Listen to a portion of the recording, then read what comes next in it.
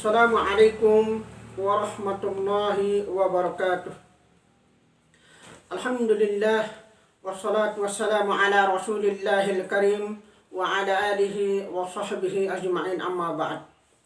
Sahabat fillah yang semoga dirahmati Allah subhanahu wa ta'ala, pada video kali ini kita akan lanjutkan pembacaan hadis Nabi Sallallahu Alaihi Wasallam yang ada di dalam kitab Riyadhus Shalihin yang dikarang oleh Al-Imam An-Nawawi Ad-Dimashqi Asy-Syafi'i rahimahullahu ta'ala, yang mana beliau merupakan salah satu ulama besar dari kalangan mazhab Syafi'i.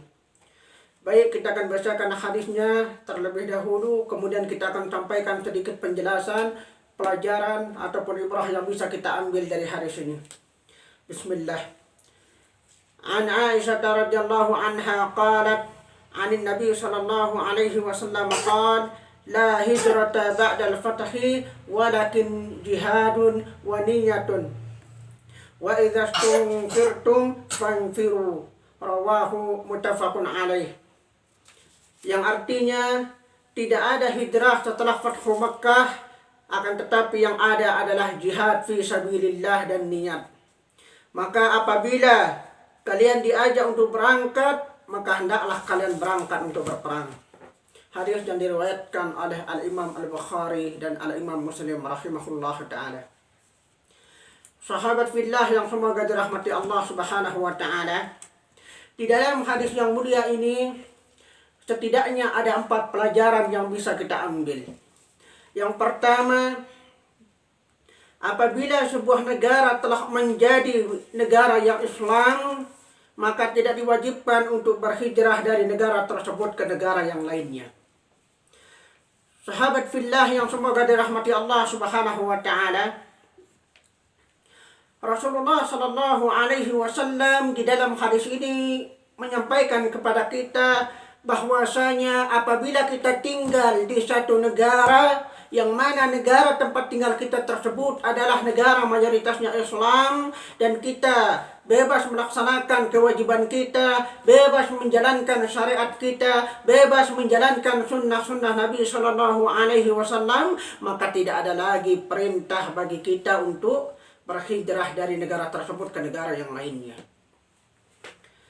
Kemudian yang kedua yang bisa kita ambil ibrahnya adalah kewajiban hijrah berlaku apabila seorang muslim tidak lagi mendapatkan kebebasan di dalam menjalankan syariatnya, dan termasuk apabila negara tersebut adalah negara kafir. Sahabat fillah yang semoga dirahmati Allah subhanahu wa ta'ala, apabila kita tinggal di satu negara yang mana negara tersebut tidak mengizinkan kepada kita untuk menjalankan syariat Islam, tidak memberikan suatu kebebasan bagi kita untuk menjalankan perintah-perintah Allah, tidak memberikan kebebasan bagi kita untuk menjalankan ketaatan kepada Allah Subhanahu wa ta'ala, dan termasuk apabila negara tersebut adalah negara kafir, maka kita nggak boleh diem. Nah, kenapa? Karena kita harus pindah ke tempat yang lebih aman.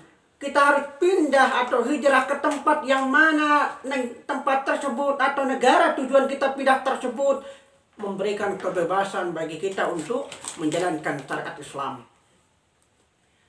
Kemudian pelajaran yang ketiga yang bisa kita ambil adalah diwajibkan untuk kamu meniatkan dan mempersiapkan jihad sebagaimana diwajibkan menyambut panggilan orang yang menyuruhkan untuk berjihad.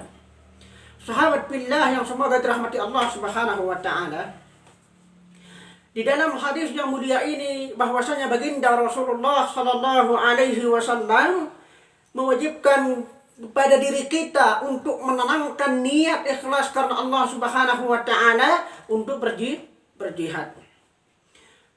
Dan apabila suatu ketika atau suatu saat misalkan ada panggilan jihad dari komando, dari pemimpin umat Islam, maka kita harus berangkat. Ya.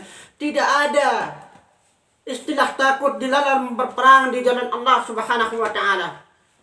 Berperang di jalan Allah subhanahu wa ta'ala termasuk salah satu kemuliaan umat Islam.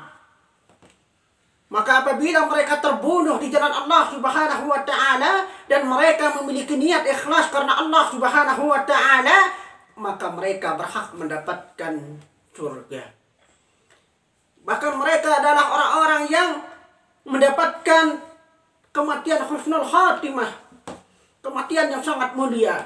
Bukankah kematian para syuhada, bukankah mati syahid adalah kematian yang sangat kita rindukan? Bukankah mati husnul khatimah adalah kematian yang kita rindukan? Maka apabila ada orang kafir yang menyerang umat Islam, kemudian kita dipanggil untuk bergabung, yang membantu mereka untuk melawan orang-orang kafir, maka kita harus berangkat dan kita tidak boleh mundur. Sebab ada pahala yang dijanjikan oleh Allah Subhanahu wa Ta'ala.